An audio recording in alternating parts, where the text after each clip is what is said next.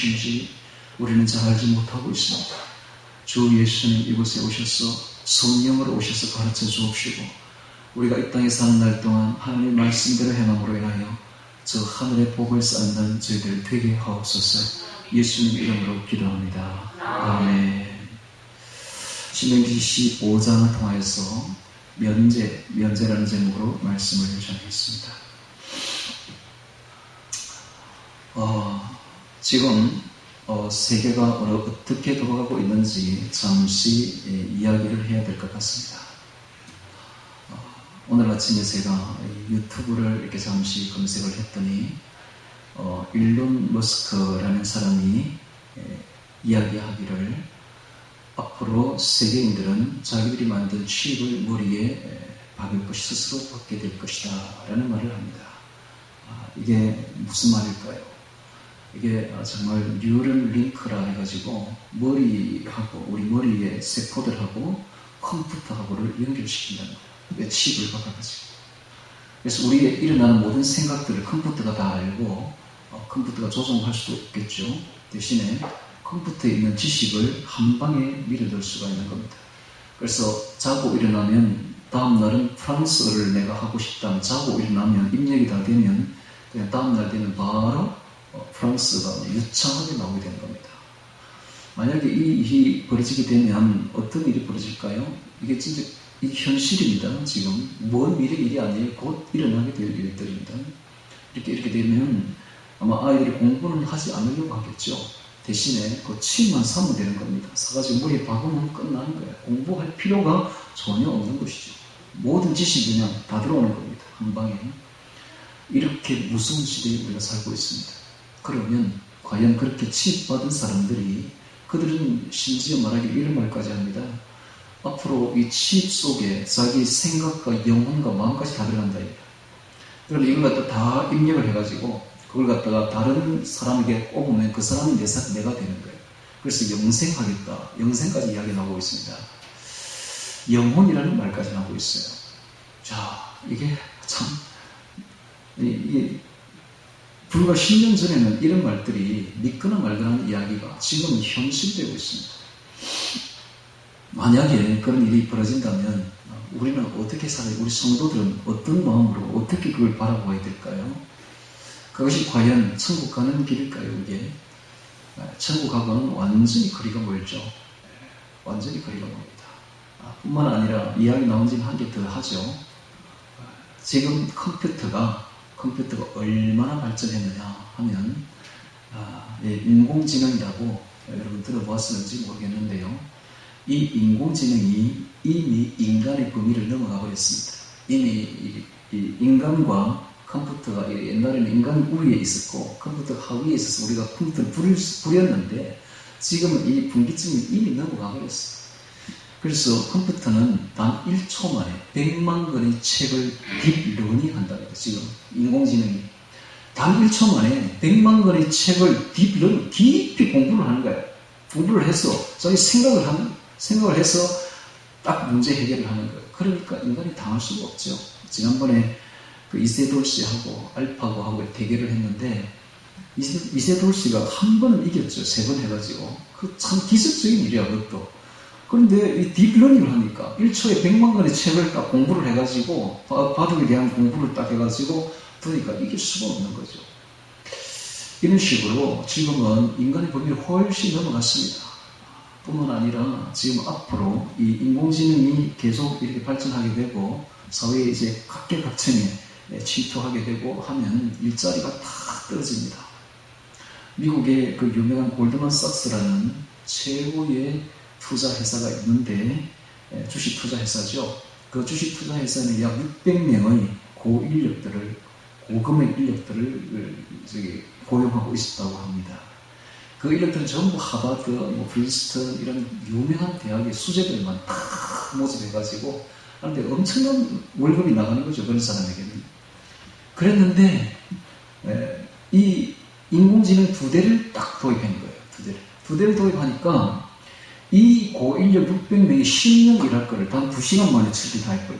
그것도 더 완벽하고 더 좋게, 그래서 더 고수익을 낼 수 있도록 딱 처리를 해버린 거예요. 이걸 보고 그 사장이 598명을 해고했답니다. 2명 남기고, 2명은 뭐 하느냐? 그거 입력시키는 사람들이에요, 이제. 인공지능에 입력시키고, 보조임하고, 모든 이런 인공지능이 다 하는 거예요. 그래서 그가 말하기를, 우리 회사는 이제 인공지능 회사다. 이렇게 회사를 선전하고 있다고 합니다. 더 잘 되는 거예요. 그러니까 앞으로 이 고인력들, 고부가 가치, 고지식층 인력들이 훨씬 더 위험합니다. 일자리가 이제. 의사도 이제는 인공지능 없이는 의사 일을 못할 정도가 되어가는 것이죠. 문제는 이 인공지능이 발전을 지금 얼마만큼 하고 있느냐 하면, 지금 양자 컴퓨터를 지금 개발하고 있습니다. 이 양자 컴퓨터에 우리나라 삼성도 지금 소프트웨어의 개발을 지금 굉장한 금액을 투자를 하고 있는데, 이 소프트웨어를 왜 투자를 하느냐? 지금 컴퓨터의 소프트웨어는 윈도우 체계죠. 윈도우, 리눅스 뭐 이런 건데, 이 윈도우 체계로 소프트웨어를 딱 개발하니까 이 마이크로소프트사가 돈을 엄청나게 벌더라는 겁니다. 그걸 본 거예요. 그러니까는 양자 컴퓨터가 시작되면 우리가 그걸 소프트웨어 부분을 주도권 잡겠다 해서 지금 삼성이 거기다 투자합니다. 앞을 내다본 거죠. 그럼 이 양자 컴퓨터가 얼마만큼 대단하냐 하면, 이 지금 현재 컴퓨터도 대단한데, 이 현재 슈퍼컴퓨터의 약 10만 대가 만 년 동안에 해야 될 일들을 양자 컴퓨터는 단 2시간 만에 처리해버린다. 그러니까 이거 뭐 어마어마한 속도로 지금 발전하는 거죠. 그래서 이 양자 컴퓨터는 비밀번호 이런 거 다 풀어버린대요. 다 풀어. 앞으로 어떤 비밀번호를 걸어도 다 풀리는데요. 그러니까 국가적으로 볼 때 누가 먼저 이 양자 컴퓨터를 개발하냐에 따라서 세계의 지배권을 갖게 되는 거죠. 그래서 국가적으로 가장 많이 이 양자 컴퓨터 투자하는 나라가 바로 중국입니다. 중국은 세계를 지배할 야욕을 가지고 여기 국가적으로 투자합니다. 나머지 서방 세계는 전부 개인적으로, 기업적으로 투자하는데 반면에 이런 일이 벌어지고 있습니다. 자, 제가 왜 이런 이야기를 하는가? 이런 겁니다. 지금 시간이 다 됐습니다. 주님 오실 때가 다 됩니다. 이건 이제 인간이 발전할 대로 발전했던 거의 신의 영역에까지 도달하고 있습니다. 보십시오. 그 양자 컴퓨터가 생기면 거의 사람들이 신이라고 할 겁니다. 벌써부터 신이라는 말이 나오고 있습니다. 불교계에서는 그 컴퓨터가 입력된 대로 이렇게 설법을 해요. 딥러닝을 해가지고, 불경을 딱 딥러닝을 해가지고 설법을 합니다. 그러니까 성녀들이 일본에서 그 앞에서 완전히 부처가 돌아왔다고 야단합니다. 그 정도예요, 지금. 그러니까 이제 신적인 역할까지 이제 감당하는 이 컴퓨터, 그 정도까지 올라왔습니다. 제가 왜 이런 이야기를 하는가라는 겁니다. 참으로 우리는 어려운 시대에 살고 있습니다. 조금 지나면 정말로 우리가 상식적으로 우리 기독교인들이 받아들일 수 없는 그런 것이 가속적으로 현실화되어서 나타나고 있습니다. 그때 되면 이런 말을 할 거예요. 옛날이 그립다. 옛날이 그립다. 이런 거 없던 가상현실이니 뭐냐, 인공지능이니 뉴런 연결이 링크니 이런 거 없는 시대가 참 인간적인 시대가 그때가 그립구나 하는 말이 나올 겁니다. 벌써 사람이 아니라 기계예요. 완전 너무 무서운 시대에 우리는 지금 서 있습니다. 자, 제가 왜 이런 이야기를 하는가? 천국 가는 것은 어렵지 않습니다. 여러분, 굉장히 쉽습니다. 천국 가는 것만큼 쉬운 게 없어요. 우리 어머니는 난 놓고 기억자도 몰랐지만은 천국에 넉넉히 들어갔습니다. 그러니까는 이 천국에 들어가는 것이 너무 쉽다는 거예요. 어떻게 쉬운가? 우리 마음에 예수님을 모시면 됩니다. 간단해요. 근데 우리 마음에 사탄을 모시게 되면 이게 사탄이에요. 이게 사탄이 지금 세상 문화를 잡고 이렇게 결국은 이 사탄 세계로 가는 겁니다. 지금까지 이야기했던 것은 사탄을 모시게 되면 안 됩니다. 구원에서 제외됩니다. 아무리 성경을 많이 알고 신앙생활을 많이 해도 마음속에 누구를 모시느냐에 따라서 이제 달라지는데, 예수님을 모신다면 구원이 되는 것이요, 사탄을 모시고 귀신을 섬기게 되면 그것은 구원에서 제외됩니다. 어떻게 보면 구원이 굉장히 쉽죠. 그래서 이제 이 모든 게 다 어디에 달린? 우리 마음에 달려있습니다. 지킬 만한 모든 것보다 네 마음을 지키라. 여기에서 생명의 근원이 있느니라 라는 말씀은 진실로 진리인 것입니다. 우리 마음을 잘 지켜야 돼요. 우리 마음을 어떻게 지킬 수 있습니까? 우리가 가만히 있으면 이상한 생각들이 굉장히 많이 올라오죠. 허상 공상입니다. 온갖 탐욕도 올라옵니다. 세상의 탐욕, 허상, 공상, 악한 마음, 사람이 어려서부터 생각하는 게 악하다고 성경에 되어 있지 않습니까? 이런 마음들이 다 기반이 어디에 두고 있는가? 전부 세상에 두고 있는데 이 세상의 기반은 전부 사탄입니다. 그러므로 자신의 생각은 악하다는 것을 먼저 알아야 됩니다. 아, 내 생각은 악하구나. 이걸 아는 것이 구원의 첫 걸음입니다. 내 생각이 좋은 게 하나도 없어요. 가만히 있어가지고 올라오는 생각들은 전부 다 악한 것입니다. 이걸 악하다는 것을 깨닫는 게 제 일모예요. 그리고 이걸 버릴 줄 알아야 됩니다. 내 생각을 다 버려야 됩니다. 이건 아무런 소용이 없습니다. 헛되고 헛되며 악한 것이 내 생각이구나 하는 걸 알아야 됩니다. 그 다음 두 번째는, 그렇다면 주님의 생각을 집어넣어야 되는데 내 속에 주님의 말씀을 넣으면 됩니다. 말씀. 그래서 제가 늘 마태복음 산상수훈과 요한복음 지성서 말씀을 암송하라 하는 이야기, 바로 그 이야기입니다. 주의 말씀을 집어넣으면 어떤 일이 벌어집니까? 주님께서 우리 안으로 들어옵니다. 그래서 주님의 생각이 우리를 지배합니다. 주님의 생각이 지배하게 되면 우리 안에 있는 사탄의 생각들이 다 물러가 버립니다. 그래서 우리는 아주 깨끗하게 되죠. 주님께서 요한복음 이런 말을 하죠. 너희는 내가 일러준 말로 이미 깨끗하였으니 내 안에 가라. 주님이 일러준 말이 들어오게 되면 우리는 깨끗해집니다. 그러면 우리가 주님 안에 가게 됩니다. 주님 안에 가게 되면 우리는 주님과 함께 동행하게 되죠. 아주 간단합니다. 그래서 이렇게 주님과 동행한 사람은 간단히 천국 들어갑니다. 아주 간단하죠. 그런데 이렇지 못하고 늘 사탄의 생각으로 사탄에게 잡혀 있다면 그의 구원을 보장할 수가 없습니다. 평생에 사탄에게 끌려다녔다면 어떻게 그가 주님에게 갈 수가 있겠습니까? 매일매일 주님과 동행하는 그 사람이라만이 천국에 갈 수가 있겠죠. 그래서 우리가 그렇게 해야 되는데, 그래서 이 천국 가는 것이 그렇게 어렵지 않습니다. 굉장히 쉽습니다. 어찌 보면 간단하게 우리 마음먹기에 달려있는데 우리 마음속에 있는 이 사탄을 다 몰아내고 예수님으로 꽉 채우면 됩니다. 이게 신앙이에요. 이게 신앙. 신앙은 아주 간단합니다. 어찌 보면. 그런데 세상은 그렇지 않습니다. 세상은 우리를 가만히 두지 않습니다. 특히 현대에 들어오면서 너무 바쁘고 세상 문화가 너무 많이 일어나고 있습니다. 뿐만 아니라 이런 문명의 이들이 너무너무 발전하고 있습니다. 너무 초스피드로 발전합니다. 그래서 우리가 정신을 차릴 수 없는 그런 시대에 살고 있는데 여기에 잘못 휩쓸리면은, 근데 분명한 것은 이건 전부 사탄의 사실입니다. 그런데 하나님과 무관합니다. 이 세계는, 이 세상 문화는 전부 사탄이 잡고 있다는 걸 알아야 됩니다. 우리가 거기에 조금이라도 물들게 되면 우리가 영혼을 잃을 수가 있는 것입니다. 그래서 우리는 우리 영혼을 꼭 잘 지켜야 됩니다. 자, 이제 우리가 첫 번째는 제가 분명히 이야기합니다. 천국 가는 게 쉽지 않습니다. 어렵지 않습니다. 아주 쉽습니다. 예수님 말씀을 잘 붙들고 있으면, 주님과 우리가 동행만 한다면 천국 가는 것은 따놓은 당상입니다. 쉽게 들어갑니다. 제가 우리 어머니 천국 가는 걸 보고 제가 딱 알았어요. 아, 천국 가는 게 쉽구나. 아주 쉽다, 이게. 인간적으로 우리가 예수님을 잘 숨기고, 그리고 우리 마음에 주의 말씀으로 꽉 채워서 주님과 동행만 한다면 어지간하면 주님이 우리를 데리고 가려고 해요, 천국에. 예, 쉽습니다. 우리 교회에서 시키는 대로만 하면은 틀림없이 100% 천국 들어갑니다. 예. 그 산상수훈 외우라 하면 외우면 돼요, 그냥. 예, 외우고 늘 묵상하고 그러면 됩니다. 저는 아침에 산상수훈을 묵상하고 저녁 되면 지성서 말씀을 묵상합니다. 이제는 다 외우니까 5장, 6장, 7장, 또 14, 15, 16 이거 다 외우니까 묵상해요. 묵상하면 그 말씀이 무궁무진하게 저를 가르쳐줍니다. 무궁무진하게 깨닫게 해줍니다. 이것만 하면 충분해요.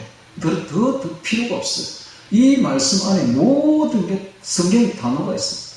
오늘 또 여기 면제하라, 이거 마태복음 6장에 있는 구제하고 그대로 연결됩니다. 구제에 대한 말씀과 똑같은 말씀이 그대로 연결돼요. 그러니까 모든 성경이 이 안에 다 들어옵니다. 주의 말씀이니까 다 들어옵니다.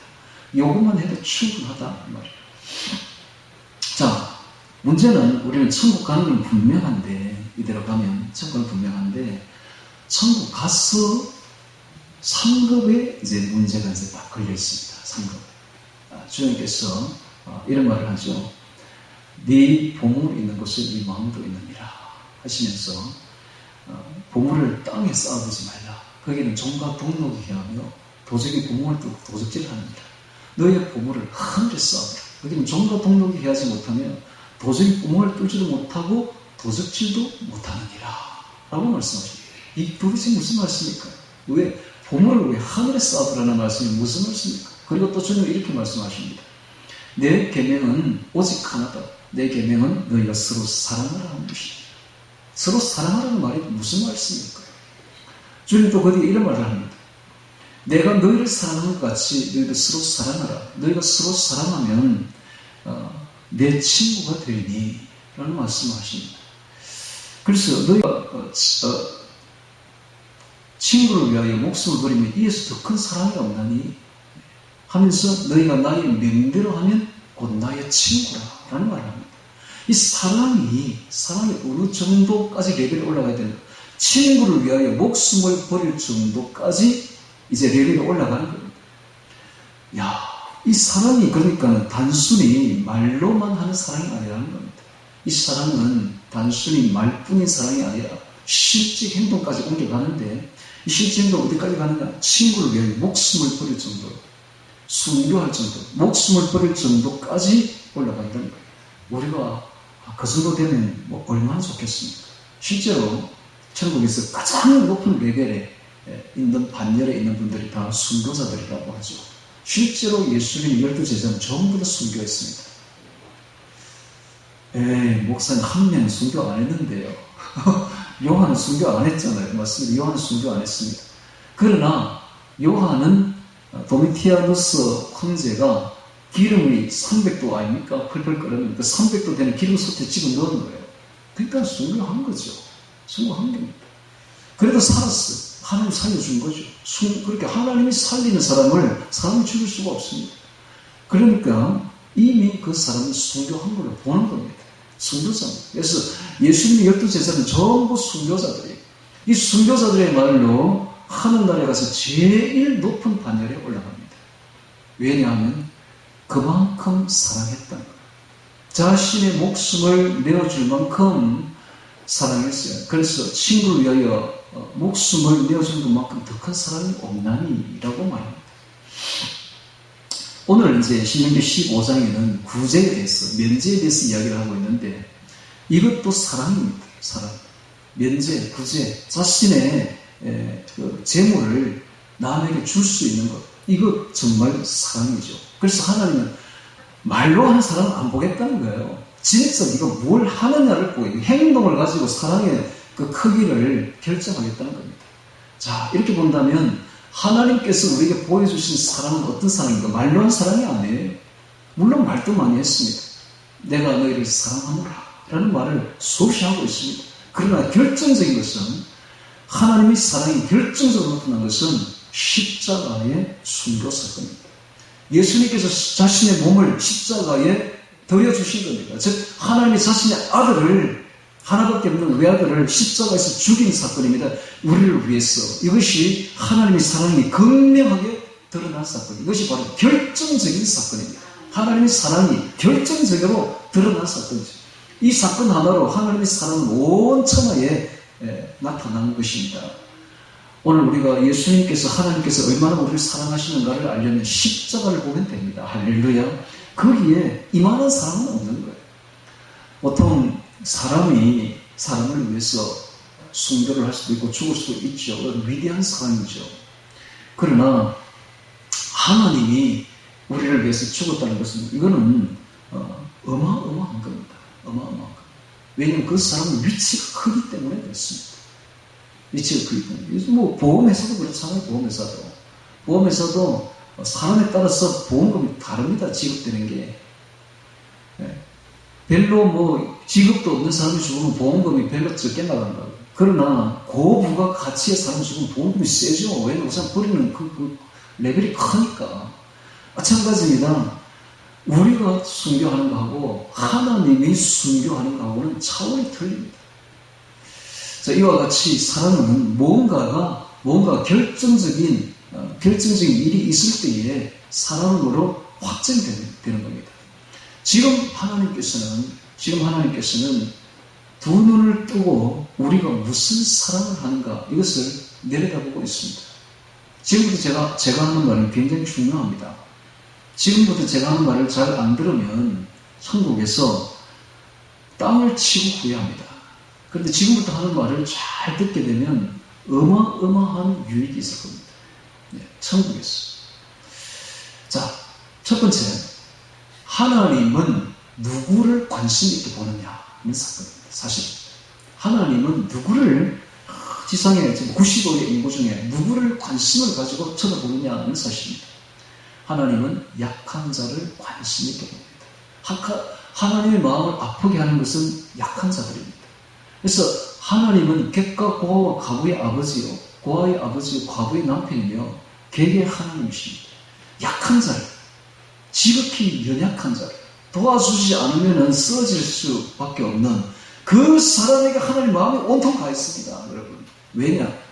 부모를 보면 알 수가 있어요. 부모는 아들이 10명이 있으면 잘 살고 건강한 아들은 별로 관심 없다고. 왜? 관심 안 가도 잘 사니까. 그런데 못나고 아프고 하는 그 아이에게 마음이 다 간답니다. 이 부모의 마음이죠. 하나님도 똑같습니다. 하나님은 어떤 사람에게 마음이 온통 가 있는가? 약한 사람에게 가 있습니다. 그러면 우리가 약한 그 사람을 도와주면 하나님께 돈을 빌려주는 것 똑같습니다. 잠언 19장 18절 불쌍한 자를 긍휼히 여기는 것은 여호와께 꾸이는 것이라. 하나님께서 그 선행을 갚아주시리라. 불쌍한 자를 도와주는 게 하나님께 꾸어주는 거라고, 빌려주는 거라고 이야기를 합니다. 하나님이 돈을 빌려받고 가만히 있을 뿐입니까? 이자까지 쳐서 몇 곱으로 더 갚아주실 뿐이죠. 그러니까 하나님에게 빌려주세요, 돈을. 그러면 어마어마하게 돌아옵니다. 지상에서 안 받는 게 좋아요. 그런데 그 돈을. 그럼 천국에서 엄청난 거예요. 지상에서 분명히 또 받습니다. 천국에서 받을 뿐만 아니라 하나님은 한번 꾸은 것을 절대로 그냥 있을 뿐이에요. 왜냐하면 모든 분을 주님이 다 가지고 계시니까. 그래서 하나님이 이제 첫 번째입니다. 하나님이 누구에 관심을 가지고 있는가? 바로 가난한 자에게, 어려운 자에게. 하나님은 온통 관심이 눈이 다 가 있다는 걸 알아야 됩니다. 우리가 그 사람을 도와준다면 바로 하나님의 관심 속에 들어가게 됩니다. 하나님께서 엄청나게 관심을 가지게 됩니다. 우리가 어렵고 가난한 사람을 도울 때에 하늘에 어마어마한 상급이 쌓인다는 사실을, 이걸 오늘 이 설교를 통해, 이 말씀을 통해 여러분 깨닫기 바랍니다. 할렐루야. 이런 말 잘 안 하죠, 교회에서. 나도 안 들어봤어. 그런데 오늘 15장을 딱 보이는 거예요. 그래서 제가 이 귀한 걸 내만 깨닫고 있을 것이 아니라 우리가 다 나눠야 되겠다. 여러분, 사람은 가질수록 더 가지고 싶어하는 게 사람이에요. 사람은 탐욕이 있기 때문에 절대로 나누려고 하지 않습니다. 가질수록 더 가지고 싶은 게 사람이에요. 그런데 그 탐욕을 제어하고, 그 탐심을 제어하고, 내 있는 것을 떼어서 과감하게 남에게 구제할 수 있다면 이것은 엄청난 사랑입니다. 엄청난 사랑. 이것을 하나님께서는 그냥 절대로 그냥 두지 않습니다. 반드시 하늘에서 상급으로 갚아주시는 것입니다. 할렐루야. 그 말이 바로 형제를 사랑하라 하는 말씀이에요. 그 말이 바로 6장에 나오는 네 보물을 하늘에 쌓아두라 하는 말씀인 것입니다. 오늘 설교 끝났어요. 예, 바로 이 말씀입니다. 우리가 살아가면서 이걸 알아야 돼요. 그런데 이걸 모르죠. 왜? 전부 개인주의에 살고 있으니까. 개인주의가 옳은 줄로만 살고 있습니다. 내가 벌어서 내일 잘 먹고 잘 살면 되고, 남은 뭐 쳐다보지 말고 내 혼자 잘 먹고 잘 살면 된다. 황금만능주의, 개인주의에 딱 물들어 있잖아, 우리. 그러니까는 남 도와주는 것에 대해서는 별로 관심이 없어요. 별로 관심. 그리고 또 이런 생각만 하죠. 하나님의 나라를 위해서, 교회를 위해서 선교는 많이 해. 이거는 많이 들었어. 재산을 다 바쳐 선교해야 되겠다. 이런 생각 하는데, 주변에 가난한 사람들을 도와야 되겠다 하는 구제에 대해서는 별로 생각이 없습니다, 성도들이. 그런데 실상은 안 그래요. 성교도 중요하지만 구제는 성교 못지않게 중요합니다. 이제 도울 때마다 하나님께서 깜짝깜짝 놀란다니까요. 그리고 저 하늘에 어마어마한 상급이 쌓이게 됩니다. 실제로 이야기를 해드리죠. 어떤 충청도의 어떤 권사님이 사셨는데 그 권사님이 찌찌치게 가난해요. 찌찌 가난한데 달걀 2개가 이제 닭을 하나 키우는 거예요. 달걀 2개가 있었어요. 이게 이제 자기 이제 아침 먹고 그날 하루 먹고 살 거다. 그런데 목사님이 신방을 오셨어요. 그 목사님이 그 달걀 2개를 막 넣어드린 거예요.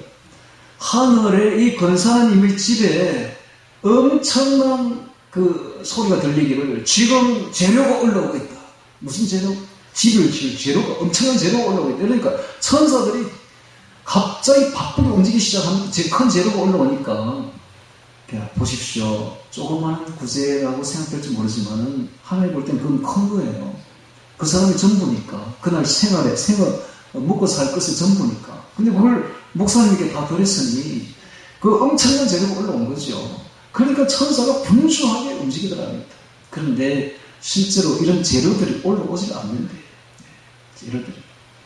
여러분, 저 하늘에 우리가 구제할 때마다 엄청난 집이 지어지고 있다는 사실을, 엄청난 보물들이 하늘에 쌓아지고 있다는 사실을, 이거 영원한 뜻을 봐야 돼요. 이걸 봐야 돼요. 그래서 우리 깊이 깨달아야 될 것은 하나님은 가난한 자에게 관심이 많다는 겁니다. 그 가난한 자를 도와줄 때 하늘의 상급이 어마어마하다는 사실을 깊이 깨닫기 바랍니다. 자, 이제 15장 1절부터 같이 보면서 면제라는 제목으로 말씀을 보도록 하겠습니다. 매 7년 끝에 면제하라. 매 7년은 안식년이죠. 안식년. 안식년에는 면제하라. 채무를 면제해버려라. 이 말입니다. 채무, 즉 돈을 빌려주었고 그 돈을 갚아야 될 사람이 6년이 지났는데 아직도 못 갚았다. 그러면 그 빚을 없는 걸 해줘라. 이게 바로 면제죠. 이게 바로 안식년입니다. 자, 이렇게 하는 것은 빚이 있으면 옛날에는 그 빚을 못 갚으면 몸으로도 떼어야 됩니다. 그래서 자기 자녀도 종으로 팔고 그 집에 그것도 안 되면 자기도 종으로 팔려가야 돼. 그래서 그 집에 가서 6년 동안 일을 해야 됩니다. 그래서 제7년 안식년이 돌아오면 모든 게 면제가 돼요. 그러면 자유와 해방을 얻게 되는 것입니다.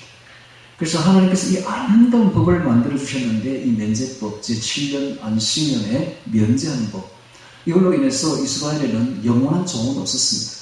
내가 돈이 없어서 돈을 빌렸을 때는 그걸 못 갚을 때는 잠시 남의 집에 가서 종사를 하지만 제 7년째가 되면 다 자유를 받고 해방을 받는 그런 기쁨이 있는 해가 바로 제 7년 안식년이었어요. 그래서 이스라엘에서는 영원한 종이 없는 것이죠. 이 아름다운 제도가 바로 면제년 제 7년 안식년 제도였습니다. 자, 이 면제라는 말이 원어가 쉐미타입니다. 쉐미타. 떨어뜨리다, 이런 뜻이 떨어뜨리다. 죽음에서 떨어뜨리다. 이거 어디서부터 나온 단어인가? 이것은 바로 룻에서부터 나왔습니다. 룻이 어머니, 시어머니 나오미를 따라서 이스라엘로 돌아옵니다. 물론 나오미를, 시어머니를 공경하는, 어머니를 공경하는 효성도 있지만 효성보다 더 큰 게 있어요. 그 원인이. 그 룻이 모함 여자인데 모함 여자가 이스라엘로 들어온다는 것은 자기의 신을, 그모스 신을 버리고 하나님을 섬기기로 결정해서 온다는 그런 의미가 들어있습니다. 옛날에는 이게 이동한다는, 주소를 이동한다는 것에는 내가 누구를 섬기러 간다 이런 뜻이 들어있어요. 그래서 이 룻의 마음은 어머니에 대한 효성도 물론 지극하지만 그걸 넘어서 하나님을 섬기고자 하는 모압의 그모스 신을 버리고 우상을 버리고 유일하신 신 하나님을 섬기고자 하는 그 마음이 신앙이 딱 바탕이 되어 있었기 때문에 그녀가 돌아온 것입니다. 돌아와서는 나무 집에 가서 이제 그 이삭을 줍는데 참 아름다운 장면이죠. 성경에서 가장 아름다운 장면이 바로 룻기의 그 이삭 줍기 하는 장면입니다. 그걸 이제 그 밀레가 이삭 줍는 여인 해가지고 이렇게 그림을 그렸죠. 유명한 명화가 됐잖아요. 아름다운 장면이죠. 그 그림의 배경에는 룻이 있는 겁니다. 자, 이 루시 가서 이제 이삭을 주우니까 보아스를 만나게 되는데, 이 보아스는 힘 있는 자, 이런 뜻입니다. 힘 있는 자가 누굽니까? 바로 예수님이죠. 그래서 예수님과 결혼하게 됩니다. 즉, 예수님과 결혼하는 성도의 모습이 그렇게 보이고 있는 겁니다. 그때 이 보아스가 무슨 말을 하느냐 하면은 종들에게 이삭 죽는 것에 대해서 전혀 관여하지 말고 오히려 너희 죽음에서 이삭을 빼어서 버려라. 버려줘서 저 루스로 하여금 더 많이 가질 수 있도록 해주어라. 라는 아름다운 말을 합니다. 정말 성경에서 보이는 가장 아름다운 장면이죠. 그러니까는 그 소년들이, 그 종들이 죽음에서 막 이삭을 빼어가지고 막 흩어져요. 일부러 많이 죽어가라고. 거기서 나온 것이 뜨뜻뜨리다, 죽음에서 떨어져, 이게 바로 쉐밋합니다. 이게 바로 면제죠. 즉, 면제는 선을 베푸다, 자비를 베풀다. 이런 뜻입니다. 용서하다. 용서를 실천한다. 자비를 베푼다. 이런 뜻입니다. 마태복음 18장 21절에 베드로가 주님께 이런 질문을 합니다. 주여, 형제가 내게 죄를 범하면 몇 번이나 용서해 주리까?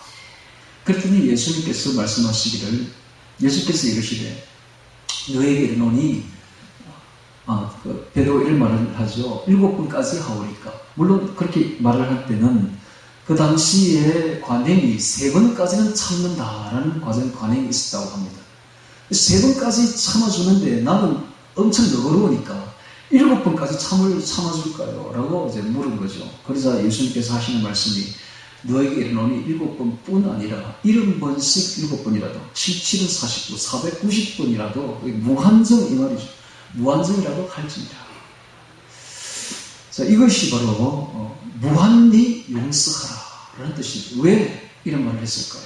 이것은 우리가 어떤 존재인지를 알면은 이게 이해가 됩니다. 우리는 예수님께서 말씀하시기를 마치 1만 달란트 빚진 자와 같다라고 말합니다. 1만 달란트는 한 달란트가 금이 33kg입니다. 금이 1kg 요즘에 1억이 넘습니다. 금액이 1억이 훨씬 더 됩니다. 그러면 31달란트만 해도 33kg니까 얼마입니까? 35이 훨씬 넘는 거죠. 그게 이제 1만이니까 돈이 얼마입니까? 몇 조가 나오죠, 몇 조가. 몇 조나 빚을 진 사람들이 우리라는 것입니다. 그러니까 이 빚은 절대로 갚을 수 없는 빚입니다. 이 죄의 빚이죠. 죄의 빚. 근데 이걸 우리가 한 방에 탕감받았습니다. 우리가 예수님을 믿고 회개함으로써 하나님으로부터 갚을 수 없는 죄의 값을 한 번에 그냥 십자가의 은혜로 다 탕감을 받은 거예요. 그러니까는 이제 우리는 우리에게 빚지는 자, 즉 100데나리온 빚진 자들에게 이 은혜를 베풀, 자비를 베풀, 당연히 베풀어야죠. 몇 조나 되는 빚을 탕감받았는데 1000만 원 되는 그 빚도 우리가 탕감 못해도 되겠습니까? 이웃에게 이 자비를 베푸는 것은 100데나리온에 불과한 것이요. 우리가 하나님께 죄값을 탕감받은 것은 1만 달란트에 몇 조에 해당되는 것입니다. 결코 갚을 수 있는 빚을 탕감받았으니까 490분이라도 용서해야지. 이 이야기를 하시는 것입니다. 이게 바로 면제의 기본 원리입니다. 오늘 우리가 왜 자비를 베풀어야 되고, 왜 면제해야 되고, 왜 구제해야 되는가? 우리가 어마어마한 빚을 탕감받았던 은혜를 받은 사람이기 때문에 그렇게 할 수밖에 없다는 이야기를 하고 있는 것이죠. 자, 2절에 보겠습니다. 면제의 규례는 이러하니라. 무릇 그 이웃에게 꾸준 채주는 것을 면제하고 그 이웃에게 그 형제에게 독촉하지 말지니 이해는 여호와의 면제느니라 칭함이니라. 이방인에게는 내가 독촉하려니와 내 형제에게 꾸인 것은 내 손에서 면제하라. 내가 만일 내 하나님 여호와의 말씀을 듣고 내가 오늘날 너에게 명하는 그 명령을 다 지켜 행하면 내 하나님 여호와께서 너에게 유업으로 주신 땅에서 내가 정령 복을 받으리니 너희 중에 가난한 자가 없으리라. 하나님께서 말씀하신 대로 이렇게 용서를 하고 또 면제하고, 즉 구제죠. 자비를 베풀고 구제하면 뭐라고 약속하고 있습니까? 네가 정령 복을 받는다. 네가 정령 복을 받으리니. 이건 하나님 하신 말씀, 약속입니다. 이 땅에서 뿐만 아니라 저 천국에서 복을 받습니다. 그래서 이 땅에서 분명히 복을 받습니다. 우리가 누군가에게 자비를 베풀면 분명히 몇 배나 몇 곱절이나 받습니다. 그런데 안 받는 게 좋아요, 오히려. 그럼 천국에 더 많이 쌓이게 됩니다. 천국. 그러니까 이 땅에서 받을 뿐만 아니라 천국에 쌓이니까, 그래서 이 원리를 안다면, 영적 원리를 안다면 자비를 베풀어라라는 것입니다. 자비를 베풀어라. 오늘 우리가 자비를 베풀어야 됩니다. 사도행전 20장 35절. 자, 이것은 중요한 거 찾아가야 돼요. 사도행전 20장 35절 찾겠습니다. 사도행전 20장 35절 말씀 찾습니다.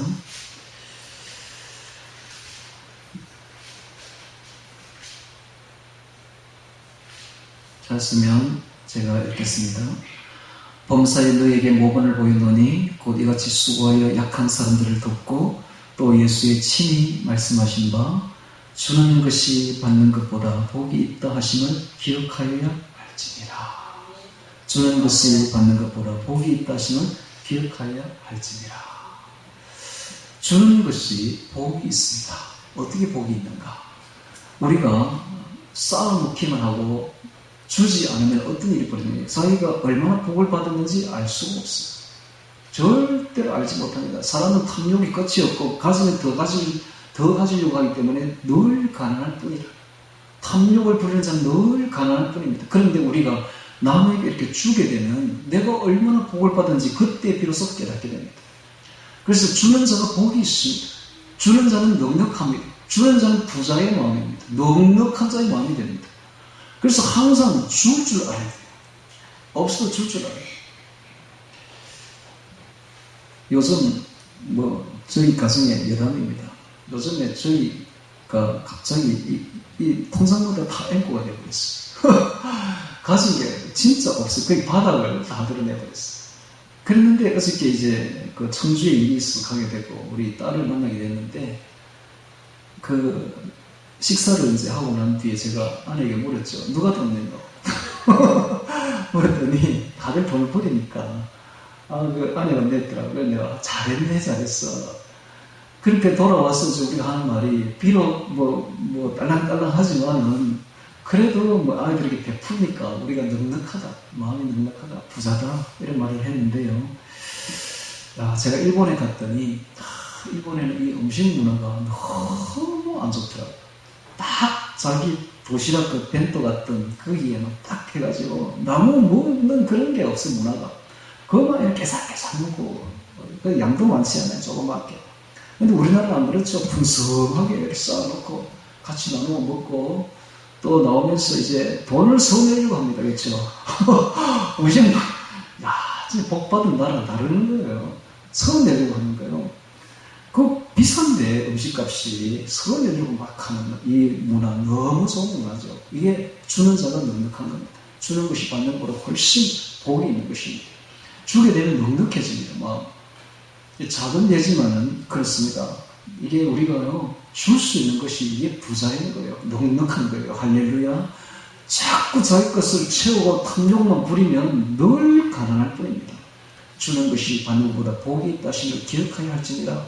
나누어 줄 때 비로소 내가 얼마나 복받은 자인가를 확인이 되는 것입니다. 어떤 사람이 나눠줄 수 있을까요? 부지런한 사람이 복을 받습니다. 부지런해야 재물을 모을 수가 있습니다. 가난하면 늘 가난할 뿐입니다. 게으르면 늘 가난할 뿐입니다. 그래서 그 말이 잠언에 나오죠. 그래서 남자는 건면해야 돼요. 부지런해야 돼요. 그래야 그 가정이 풍성하고 부유해집니다. 그래야 남에게 나누어 줄 것이 챙겨지는 것이죠. 가난한 자에게는 늘, 게으른 자에게 늘 가난이 있다고 합니다. 오늘 우리 성도들은 항상 부지런해야 됩니다. 그래서 줄 것이 있어야 되고 또 나누어 줄 때 그때 복이 있는 것입니다. 자, 다시 성경 신명기서로 넘어오겠습니다. 정령 복을 받으리니 내가 정령 복을 받으리니 너희 중에 가난한 자가 없으리라. 자, 6절에 보겠습니다.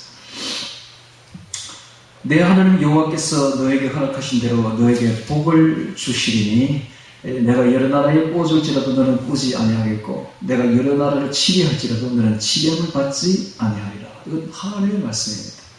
그래서 복 받는 비결이 어디 있는가? 나누어 주는 데 있습니다. 나누어 주면 샘을 퍼낼수록 더 생명이 풍성해지고 더 좋은 물이 올라오는 법입니다.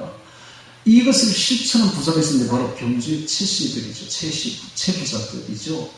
채부자가 항상 나눠주기를 좋아했습니다. 그리고 권력을 잡으려고 하지 않았어요. 욕심을 부리지 않았어요. 과도한 욕심을. 권력을 진사 이상은 절대로 하지 말아요.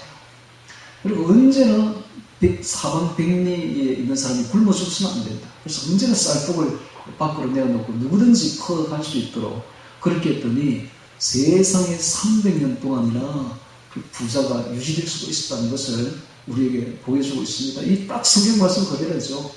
그리고 우리가 나눠준다면 이렇게 복을 받습니다.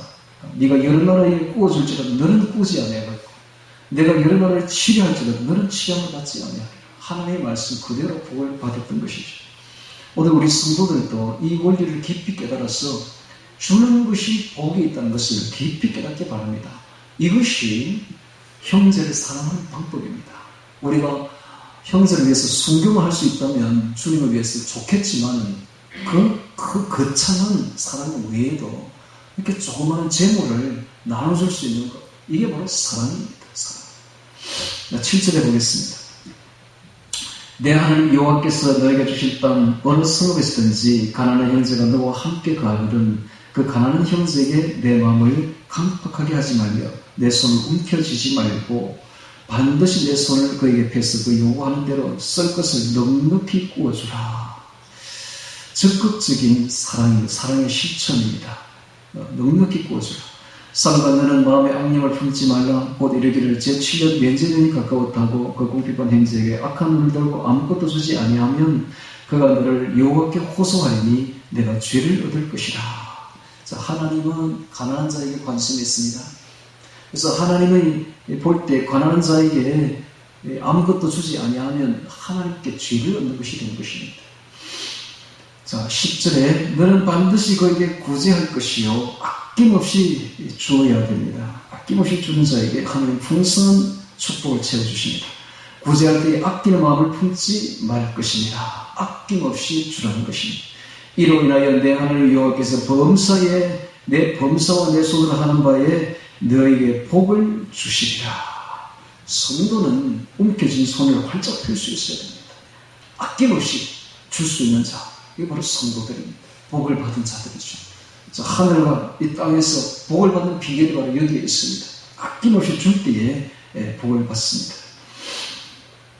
땅에는 언제든지 가난한 자가 거치지 아니하겠으므로 내가 너에게 명하여 이르노니 너는 반드시 내 경내 내 형제의 곤란한 자와 궁핍한 자에게 내 손을 펴지니라. 땅에는 언제든지 가난한 자가 있습니다. 이것은 우리가 구제를 실천할 기회를 주시는 겁니다. 즉 하늘에 복을 쌓을 기회를 주는 겁니다.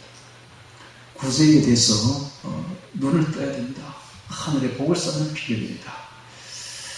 자, 여기서 우리가 잠시 성경을 한번 찾아보도록 하겠습니다. 먼저 로마서 12장 찾겠습니다. 로마서 12장 6절을 찾습니다. 로마서 12장 6절부터 8절 봅니다.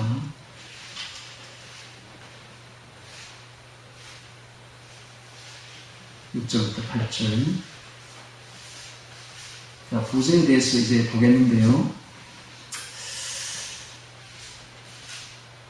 자, 로마서 12장 6절에서 8절에 은사가 나오죠. 각각의 은사. 자, 12장 6절 봅니다. 우리에게 주신 은혜대로 받은 은사를 각각 다르니 혹 예언이면 믿음의 분수대로. 이 예언은 바로 목회자를 말합니다. 목회자가 성경 말씀, 예언이죠. 성경 말씀을 푸는 것은, 해석하는 것은 믿음의 분수대로. 혹 섬기는 일이면 섬기는 일로, 성도들이 섬기는 일을 많이 하죠. 이때 은사입니다. 은사가 있어야 섬깁니다. 혹 가르치는 자는 가르치는 일로, 교사들이죠. 가르치는 자는 가르치는 일로, 혹 권위하는 자는 권위하는 일로, 권사 장로, 권위하는 자, 권면하고 위로하는 것이죠. 권위하는 일로 이제 나옵니다. 구제하는 자는 성실함으로, 나중에 설명하겠습니다. 다스리는 자는 교회 지도자죠. 다스리는 자는 부지런함으로, 긍휼을 베푸는 자는 즐거움으로 할 것입니다. 이것이 교회의 은사, 각각 이런 은사들이 있다 하고 은사를 이야기를 합니다. 근데 여기 보니까 구제하는 자는 성실함으로 되어 있죠. 성실이 뜻이 무엇일까요? 구제하는데 성실하게 하라. 이 성실의 뜻은 단순하게 라는 뜻이 단순하게. 즉 다른 생각 품지 말라는 겁니다. 구제할 때에 내가 이걸 주었으니까 저 사람이 뭐 성과가 있을 것이다 없을 것이다 이런 거 생각하지 말라는 겁니다. 그런 거 생각하지 말고 단순하게 그냥 주라는 겁니다. 아무 생각하지 말고 어떤 이면의 생각을 품지 말고 단순하게 구제하라. 구제할 일이 있으면 단순하게 해야 됩니다. 그 이상의 구제하고 나는데 그 사람에서 뭘 바래서도 안 되고 뭘 성과를 기대해서도 안 됩니다. 성과는 없는 겁니다. 그냥 우리에게 구제할 기회가 온 겁니다. 돈 떠밀려서라도 구제할 때는 구제해야 됩니다. 그러면 하늘의 복이 어마어마합니다. 또한 우리가 위급할 때에 하나님이 그 다 모아놨다가 그때 부어주는 것입니다. 그러니까는 구제의 일이 생겨지거든 아무 생각하지 말고 따지지도 말고 그냥 단순하게 구제하라고 이게 바로 구제하면 성실함으로 표현되어 있습니다. 근데 우리 교회에서는 많이 따지죠. 구제 헌금 뭐 좀 내가지고 어떻게 구제 좀 하고 난 뒤에는 그 성과가 얼마나 있었느냐 따질 필요 없습니다. 성과는 없는 거예요 원래 구제. 그냥 구제하고 아무 해야 되는데 또 우리 늘 마태복음에 6장에 한번 해볼까요? 중요하니까 마태복음 6장 구제에 대해서 봅시다. 제가 이렇게 펴는 것은 중요하니까 펴자는 겁니다. 마태복음 6장 구제에 보겠습니다. 맨 앞에 나오죠. 맨 앞에 나오는 이유는 중요하니까. 하나님께서 순서도 아주 중요합니다. 배열의 순서도. 이 네 가지 중에 구제, 기도, 금식, 재물 이 네 가지 중에 제일 먼저 내놓은 게 바로 구제죠. 이만큼 하나님 볼 때 구제가 중요하다는 겁니다. 이게 바로 사랑의 행함의 척도로 보겠다는 거예요. 구제를 가지고 이웃 사랑의 행함의 척도로 보겠다는 겁니다. 자 여기 볼 때에 무슨 말을 하고 있습니까? 3절에 너는 구제할 때에 오른손이 하는 것을 왼손이 모르게 은밀하게 하라 라고 말하고 있습니다. 구제할 때 절대로 떠벌려서는 안 됩니다. 왼손이 하는 것을 오른손이 모르게, 오른손이 하는 것을 왼손이 모르게 해야 되고 이것을 발설해서는 안 됩니다. 아무도 모르게 됩니다. 오직 하늘에 계신 하나님만 딱 보시게 그렇게 해야 되지. 이걸 사람 앞에 영광을 받으려고 거리나 회당에 가서 나팔을 불면 큰일 납니다. 우리 성도의 구제는 아무도 모르게 해야 된다. 이게 구제의 방법입니다. 다시 신명기서로 넘어오겠습니다. 자, 구제는 어떻게 해야 되는가? 은밀하게 해야 되고 단순하게 해야 된다. 아무 생각 품지 말고 그냥 구제하고 그냥 끝내버려야 된다. 더 받으려고 해서도 안 되고 그에 대해서 성과를 요구해서도 안 되고 성과는 없는 겁니다. 그냥 구제하는 겁니다. 자, 다시 성경 신명기서로 넘어오셔서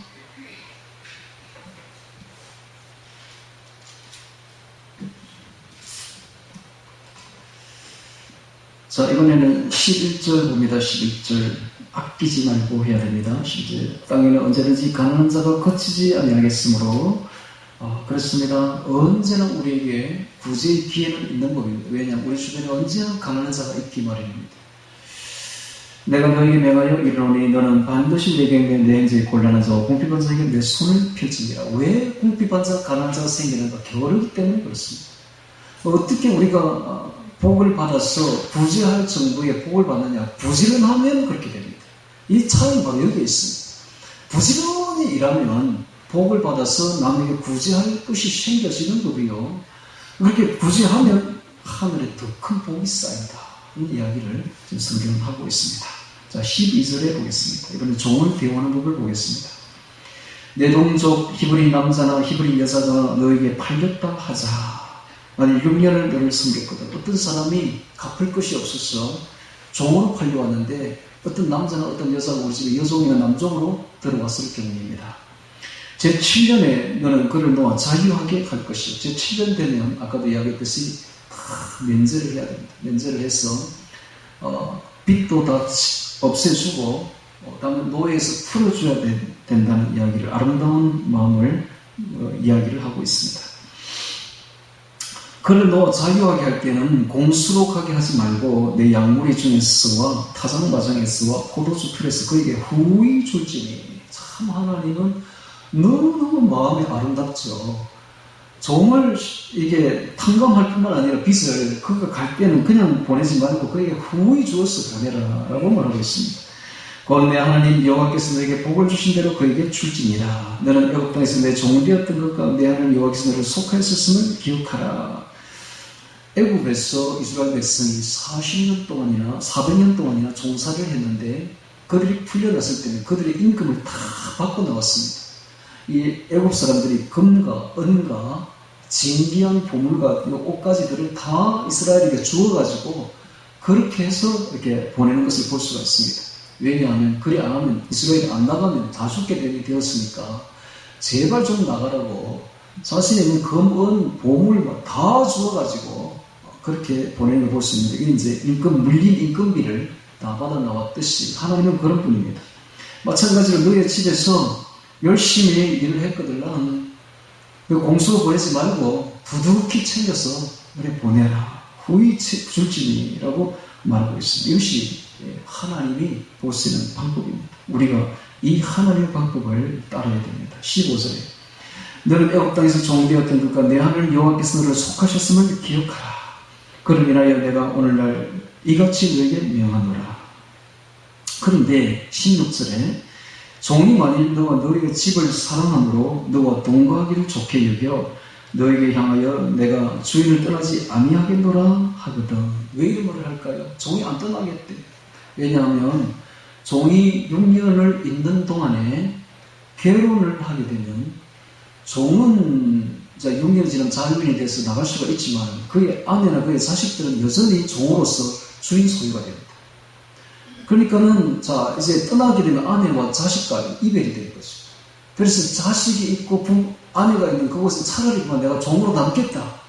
이 주인도 너무 좋고 너무 선하니까 내가 남겠다라고 말을 하거든. 자유죠. 자유의사로 종이 되는 것이죠. 하거들랑 송곳을 취하여 귀를 그의 문에 대고 뚫으라. 그러면 그가 영영이 내 종이 되리라. 귀에 구멍을 뚫어서 기고리를 하라는 것이죠. 이 기고리는 귀에 구멍을 뚫는 것은 복종과 예속의 뜻이 있습니다. 그래서 그 귀를 이렇게 대고 송곳을 구멍을 뚫어서 기고리를 하는데 그 송곳은 그 뚫은 그 자리에 그대로 꼽아둠으로써 내가 이 집에 복종과 예속을 해야 될 종이라는 것을 기억하게 했습니다. 자, 하나님이 하시는 방법과 인간이 하는 방법이 이렇게 차이 납니다. 로마 시대 때에 노예들이 많았는데 그 노예들에게 어떻게 했는가? 화인을 찍습니다. 너는 종이라는 걸 벌겋 인두로가지고 이렇게 달구어가지고 이마에 그냥 찍기도 하고 몸에 찍기도 하고 했습니다. 얼마나 야만적입니까? 그런데 하나님이 얼마나 신사적입니까? 귀 뜯어내서 스스로 여자도 다 뜯잖아요. 이와 같이 송곳으로 가서 귀 딱 뜯는 걸 가지고 종이라는 표시를 하게 했습니다. 이것은 예속과 복종이라는 그런 뜻이 있습니다. 참 하나님 하시는 이 한 가지만 봐도 얼마나 하나님이 좋으신 분이신가, 얼마나 인간을 위하고 아끼는 분이신가를 똑똑히 알 수가 있습니다. 또래라 그리하면 영영이 내 종이 되리라. 내 여종에게도 일례로 똑같은 예로 할지니라. 여종이 우리 집에 팔려와서 6년을 지냈는데 가기를 싫어하고 선하신 주인과 함께 살기를 원한다면 그렇게 하라는 거예요. 구멍을 딱 뚫어서 영영이 예속과 복종을 할 수 있도록 그렇게 하라. 18절에 그가 6년 동안에 품권의 싹스에 배난받을 만큼 너를 섬겼은조. 자, 이거 보십시오. 그가 단마음으로 주인을 섬겼다는 거예요. 6년 동안에 두 사람, 세 사람의 복을 할 정도로 그렇게 주인을 잘 섬겼다는 거예요. 너는 그를 놓아 자유하게 하기를 어렵게 여기지 말라. 그리하면 내 하나님 여호와께서 너의 범사에 너에게 복을 주시리라. 그랬습니다. 네. 자, 오늘 우리는 구제, 면제에 대해서 말씀을 들어보았는데, 자, 이런 말씀은 좀 생소한 말씀이었죠. 우리는 늘 선교해야 된다. 구원, 영혼 구원 이런 데만 박차를 가했지 이웃에 대한 이런 구제에 대해서는 크게 말씀을 들어보지 못했는데 성경을 이렇게 볼 때에 구제는 너무너무 중요하다는 겁니다. 이건 저부터 배워야 될 일이에요. 오늘 이 말씀을 통해 저부터 깨달아야 되고 배워야 될 일이다 하는 것입니다. 구제가 얼마나 중요한가 라는 사실입니다. 우리 하나님은 가난한 자에 대해서 관심이 많습니다. 어렵고 힘든 자에 대해서 너무 마음이 기울어져 있다는 사실이죠. 그들을 도와주는 것은 잠언서의 19장 17절 가난한 자를 불쌍히 여기는 것은 여호와께 꼬이는 것이니 그 선행을 갚아주시리라. 가난한 자를 불쌍히 여기는 것은 하나님께 빌려주는 것과 똑같다. 하나님께서 반드시 갚아주신다 하는 말을 하고 있습니다. 오늘 우리가 이 땅에 살면서도 반드시 복을 받겠지만은 그렇지 않는다 할지라도 저 하늘에 보물이 쌓이게 되는 것입니다. 너의 보물이 있는 그곳에는 너의 마음도 있느니라.